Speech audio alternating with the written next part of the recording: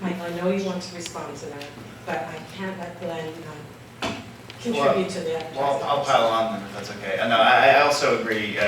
Well, I also disagree that advertising, the notion that it doesn't have a future in this area. I think it really does. I think it's just still a pretty young market for this particular kind of advertising. People thought that online advertising was going to work in 2000 or so when the tech market crashed and all the online advertising money dried up. Well, it just was an imperfect market, and then you had better systems and auction models and stuff like that, and hyper targeting, etc.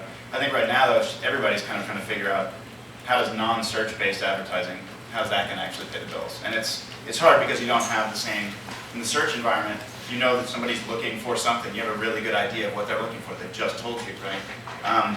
In a social network environment or a more passive environment, it can be tougher because they might not necessarily be looking for that thing right at that moment, because you don't have them, in just the right time necessarily. And you're also trying to contextualize off of things that are harder to read, like unlike search or unlike AdSense ads, where you can scan a page and using some kind of text parsing algorithm, you can have a pretty good idea what's on the page or what the person's looking for. To run ads on videos is a lot harder. The machinery, the programming doesn't quite exist yet to parse a video or parse a song and can tell the user based on what they listen to that they'd like to buy this other thing. So I think it's just a matter of time for that stuff. But I think that generally, like the model of of hooking up the artist with a brand and subsidizing the user experience through that sort of triangular relationship is definitely the way forward. The trick is maintaining a large enough audience size to make it worth the advertising dollar money. If the advertising becomes so obtrusive or becomes so kind of corny or cheesy that you turn off the user or the audience, then you will lose your audience and suddenly the advertising is not worth as much. So it's this tricky balance of having to be persistent ads that are attractive to people and that are relevant to the content, but not turn off the users, because that's kind of the key. They're the golden goose. I definitely agree with you guys that advertising will work if you're a publisher. My issue has nothing to do with whether it's a good model for the publisher or for the website. It has everything to do with, can the music industry survive on it? Right now, the delta between an ad-supported download and a song sale is colossal. So two things, something has to happen. Either you got to get more money or you got to spend less money making the music. So certainly, from all of you guys' standpoint, I totally agree. I mean, it's a great model.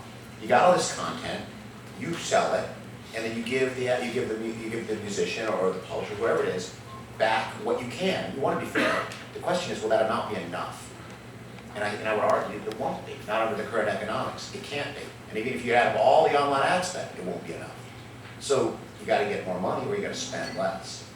I would argue also that while having a fan base is important, the intermediary of the publisher is another person who's skimming off the top. Advertisers don't have any problem getting to the people they want to get, they want to talk to. They have a problem getting them to listen. They have a problem getting them to engage. I can put an advertisement, I can go to Google right now, and I can get in front of exactly the right audience. But they don't want to listen to what I have to say because they're too busy in a social network engaging with their friends. How am I going to get them to engage? The artist, the musician, the labels have tremendous power. They have influence over a potential consumer. The more closely they can align what they can do for that brand, the more money they're going to make. They have to assert publishing control over the content. And the closer they assert that control over that content, the more that the label lets that brand use that music, the more valuable they get. If the intermediary is the publisher site, then it's going to be used in the content that site decides. There's a place for both.